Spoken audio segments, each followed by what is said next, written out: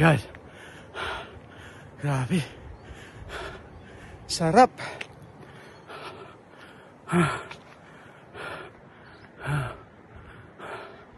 Anong oras pala?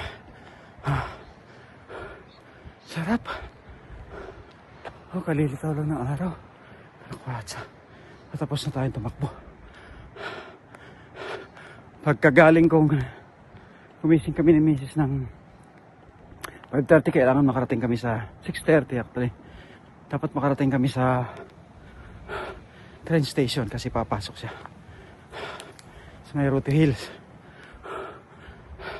Dating ko sa bahay, nagpalit ako ng jacket kasi yung suot ko kanina sobrang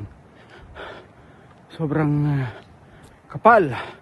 Panlamig ito, panglamig pa rin pero medyo manipis kasi yung windbreaker naman masyado parang tela ng payong. Sobrang lamig kaya itong sinuot ko. Ayan, patapos na tayo mga kalapatsa. Sarap tumakbo ng maaga. Di tapos na yung araw. Tapusin ko na lang yung laba ko.